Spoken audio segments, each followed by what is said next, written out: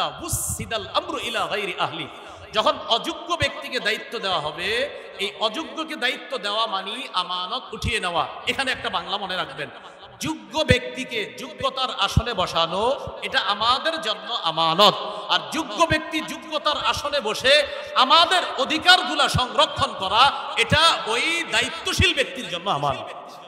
আবার বলছি, যোগ্য ব্যক্তিকে যোগ্যতার আসনে বসানো এটা আমাদের জন্য আমানত, আর তিনি ওই আসনে বসে আমাদের অধিকারগুলা যথাযথভাবে আদায় করা এটা তার জন্য আমানত। সর্বশেষ যিনি আমাদের প্রতিনিধি হবে তার গুণ হবে তিনি কোরআন সুন্নাহ অনুযায়ী বিচার করবে। সূরা মাইদা 48, সূরা মাইদা 49, সূরা মাইদা 50 এই আয়াতগুলোর মধ্যে আছে ইন্না আনজালনা ইলাইকাল কিতাবা বিল হক, আমি আপনার কাছে কোরআন দিয়েছি, এই কোরআন এটা দিয়েছি, এটার মাধ্যমে আপনি বিচার করবেন, সঠিকভাবে বিচার করবেন। শেষের দিকে আছে আফা হুকমাল জাহিলিয়াতি ইয়াবগুন, তারা কি জাহিলি আইন চায়? আমান আহসানু মিনাল্লাহি হুকমাল, আল্লাহর চাইতে শ্রেষ্ঠ উত্তম বিচারক আর কে হতে পারে? এই জন্য আমরা যদি আমাদের বাংলাদেশে আল্লাহর আইন বাস্তবায়ন করতে চাই, আল্লাহর কসম সত্যি বলছি, আমাদের একজন যোগ্য, 4 কাজের যোগ্যতা রাখে, 10 গুণে মৌলিক গুণান্বিত এমন কোন ব্যক্তিকে আমাদের দেশের দায়িত্ব দিতে হবে। তাহলে ইনশাল্লাহ এদেশে সংসদ চলবে কোরআন অনুযায়ী, এদেশের বিভিন্ন পার্লামেন্ট চলবে কোরআন অনুযায়ী। আল্লাহর কসম আমরা স্বপ্ন দেখতেছি যে 90% মুসলমানের দেশ, এটা তো একটা স্বাভাবিক বিষয়। এদেশের সংসদ চলবে কোরআন অনুযায়ী, এদেশের বিচার ব্যবস্থা চলবে কোরআন অনুযায়ী। মানে এটা এমন কোনো কথা না যে হুজুর এটা কোনো কথা না, এটা তো সাধারণ কথা। 90% মুসলমানের দেশ, বলেন কি অনুযায়ী দেশ চলবে? সংসদ কি অনুযায়ী হবে? কোর্ট কি অনুযায়ী হবে? এটা তো একটা স্বাভাবিক বিষয়, মনে থাকবে তো ইনশাল্লাহ। এটা হলো আমার প্রথম বিষয়। আমরা এর থেকে 2 মিনিট চেয়ে নিচ্ছি। দ্বিতীয় আরেকটা বিষয় দিছে আমারে যে নির্বাচনের শরীয়ী পদ্ধতি কি, আমি শুধু একটু বলছি। আমি জানি আপনারা এখানে অনেকে আছেন যে হযরত গণতন্ত্র, এই তো বিষয়টা। আচ্ছা একটু মন দিয়ে শোনেন। গণতন্ত্র এই বিষয়টা কি? 1863-তে আপনার আব্রাহাম লিঙ্কনের সেই যে এক ধারা সে আবিষ্কার করলো যে democracy is the government of the people, by the people and for the people.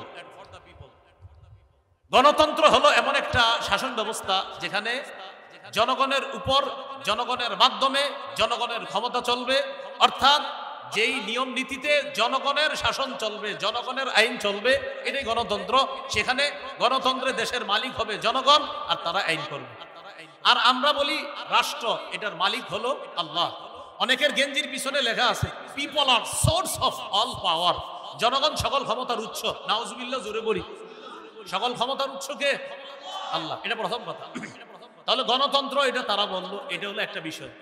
আমাদের কথা হলো সূরা বানী ইসরাঈলের 111 নম্বর আয়াতে যে কথাটা একদম সূরা বানী ইসরাঈলের সর্বশেষ আয়াত, ওয়ালাম ইয়াকুল্লাহু শারীকুন ফিল মুলক, আল্লাহর রাজত্বে কোনো শরীক নাই। বলেন আল্লাহর রাজত্বে কি নাই? শরীক নাই। দেশের রাজত্ব কার? এই আল্লাহর রাজত্বে কোনো শরীক নাই। এটা ইসলামী আকীদা যে দেশের রাজত্ব হবে এটা আল্লাহর মালিকানা। এটা গণতন্ত্র, এটা মালিক হবে না। এটা আমাদের ইসলামী মূল্যবোধে বিশ্বাসীদের আকীদা। আচ্ছা, সূরা ইউসুফের 40 নম্বর আয়াতে আছে ইনিল হুকমু ইল্লা লিল্লাহ, বিচার ব্যবস্থা শুধুমাত্র আল্লাহর পক্ষ থেকে হবে, আল্লাহই বিধানদাতা, আল্লাহই বিধান করবে। কথা সঠিক। এটা হলো প্রথম কথা।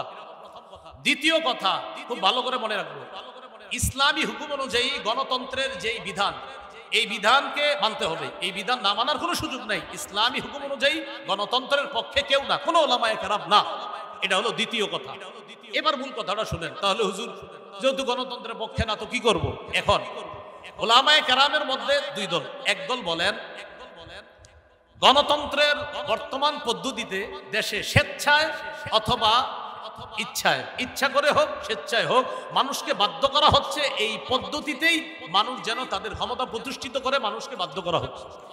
বাধ্য করার কারণে ওলামায়ে কেরাম আজিমত এবং রুখসতের মাসালার মধ্যে রুখসতটা গ্রহণ করে ওলামায়ে কেরাম চিন্তা করলেন যদি ওলামায়ে কেরাম দায়িত্ব না নেয় নাস্তিকদের হাতে দেশ চলে যাবে। ওলামায়ে কেরাম যদি দায়িত্বে না আসে তাহলে ইসলামী বিরোধী যারা শক্তি আছে তারা এদেশে তাদের শক্তিশালী পাকাভুক্ত হবে। তখন ওলামায়ে কেরামের মধ্যে একদল বলেন সুতরাং নাস্তিকবাদী শক্তিকে রহিত করার জন্য এই পদ্ধতিতে জনগণের অংশগ্রহণ করা আবশ্যক। এটা এক দলের অভিমত। আরেক দল বলেন জায়েজ। একদল বলছে আবশ্যক, আরেক দল বলছে এটা জায়েজ। এই পদ্ধতিতে অংশগ্রহণ করে নাস্তিকবাদের বিরোধিতা করা এবং আল্লাহর হুকুম পৃথিবীতে প্রতিষ্ঠিত করার জন্য চেষ্টা করা। না আমি জানতে চাই আমাদের আবরার ভাই এখানে আছে, আপনার তো এই নিয়তে আছে নাকি অন্য কোনো নিয়ত? আমাদের আবরার ভাই মাশাআল্লাহ ইনশাআল্লাহ সিলেটের এমপি হবে, আল্লাহ কবুল করেন। যাই হোক, আবরার ভাইয়ের সাথে আমার ভালো পার্সোনাল সম্পর্ক, একটু মধুর, এই জন্য একটু হাসাহাসি করলাম। আপনারা আবার দোয়া করেন, অন্তর থেকে দোয়া করেন, আল্লাহ তৌফিক দান করেন। এখন এই পদ্ধতিতে জনগণ অংশগ্রহণ করবে, করার পর এখানে মনে রাখতে হবে চারটা কথা। বলেন সাক্ষ্য, সুপারিশ, প্রতিনিধি, আমানত।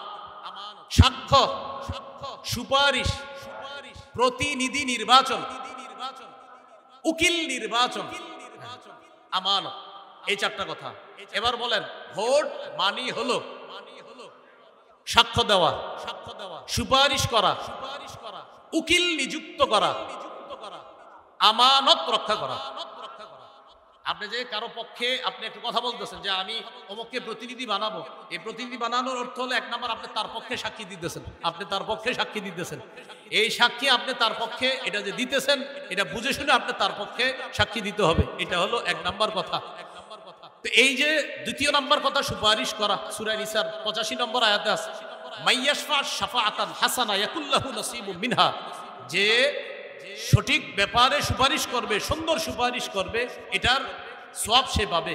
মাইয়াশফা শাফাআতান সাইয়্যিআ, আর যে ব্যক্তি খারাপ ব্যাপারে সুপারিশ করবে ইয়াকুল্লাহু কিফলুম মিনহা, সে এটার গুনাহের অংশও পাবে। এবার বুঝেন, একজন আল্লাহওয়ালা ব্যক্তি আর একজন খারাপ ব্যক্তি, একজন তাকওয়াবান মানুষ তাকেও চাইলে আমি নির্বাচন করতে পারি, আর একজন খারাপ মানুষ তাকেও নির্বাচন করতে পারি। এই আল্লাহওয়ালা মানুষকে আমি তার পক্ষে কথা বলা মানে হলো ভালো কাজের সুপারিশ করা, খারাপ মানুষের পক্ষে কথা বলা মানে খারাপ কাজে সুপারিশ করা। খারাপ কাজে যদি সুপারিশ করি কিয়ামতের ময়দানে আল্লাহর কাছে আমাকে দাঁড়াতে হবে। তাহলে এক নাম্বার সাক্ষ্য দেওয়া, আমি সাক্ষ্য দিচ্ছি। দুই নাম্বার আমি সুপারিশ করতেছি। তিন নাম্বার আমি উকিল নিযুক্ত করতেছি, প্রতিনিধি নিযুক্ত করতেছি আমার পক্ষ থেকে। আমরা যাকে দায়িত্বশীল বানাবো তিনি আমাদের পক্ষ থেকে ওকালতি করবে, আমাদের প্রতিনিধিত্ব করবে। চার নাম্বার আমানত, এটা একটা আমানত। প্রিয় ভাইয়েরা, এই আমানত যেন অপাত্রে না পড়ে। আর মুফতি শফি রহমতুল্লাহ আলাইহি লেখছেন তিনটা, সাক্ষ্য, সুপারিশ আর হলো প্রতিনিধিত্বের অথরিটি প্রদান করা। এই তিন ক্ষেত্রে মুসলমান বুঝে শুনে পা বাড়াতে হবে। আমি আপনি আগামীতে এই তিনটি বিষয় মাথা রাখবো যে আমি কিন্তু কারো পক্ষে হয়তো সাক্ষী দিতে হবে, আমি কারো পক্ষে সুপারিশ করতে হবে, আমি জনগণের জন্য কাউকে প্রতিনিধি নিযুক্ত করতে হবে। আল্লাহ আমার সাক্ষ্যটা যেন অন্যায়ের পক্ষে না হয়, আমার সুপারিশ যেন অন্যায়ের পক্ষে না হয়, আমি যাকে প্রতিনিধি বানাবো তিনি যেন কোনো খারাপ মানুষ না হয়। প্রিয় ভাইয়ারা, এই তিনটা কথা আরো প্রত্যেকে 10 জনকে জানায় দিবেন যে আগামীতে তিনটা কথা মাথায় রাখবা। আমি যার পক্ষে সুপারিশ করব, আমি যার পক্ষে সুপারিশ করব তিনি ভালো মানুষ হয়, আমি যার পক্ষে সাক্ষ্য দিব তিনি যেন ভালো মানুষ হয়, আমি যাকে প্রতিনিধি বানাবো তিনি যেন ভালো মানুষ হয়। এই কথাটা পরিবারেও আলোচনা করবেন, সারা দেশে আলোচনা করবেন, আরো 10 জনকে জানায় দিবেন, শোনো তুমি কিন্তু সাক্ষ্য দিচ্ছ, এটা ভালোর পক্ষে দিতে হবে। শোনো তুমি সুপারিশ করতেছো, ভালোর পক্ষে সুপারিশ করতে হবে। শোনো তুমি কিন্তু প্রতিনিধি নির্বাচন করতেছো, এই গরিব মানুষগুলার একজন প্রতিনিধি বানাইতেছো, সাবধান খারাপ মানুষকে যেন তুমি প্রতিনিধি না বানাও, ভালো মানুষকে তোমার প্রতিনিধি বানাতে হবে। তো মুফতি শফি রহমতুল্লাহ আলাইহি বলছেন তিনটা, আর তাফসীরের কিতাব ঘাটাঘাটি করলে পাবেন চারটা, সাক্ষ্য, সুপারিশ, উকিল নিযুক্ত করা আর হলো আমানত। এই চারটি বিষয় সামনের দিকে আমরা রেখে কোরআন সুন্নাহ অনুযায়ী ইনশাআল্লাহ আমাদের পাগুলা যেন সামনে বাড়াতে পারি, উলামায়ে কেরামের পরামর্শে যেন চলতে পারি, আল্লাহ তৌফিক দান করেন। আজকে এইখানে যারা আছেন এই চারটা ক্ষেত্রে আমরা খেয়ানত করব না, হাত তুলে ওয়াদা করি ইনশাআল্লাহ। রাজি আছেন ইনশাআল্লাহ সকলে? আসসালামু আলাইকুম।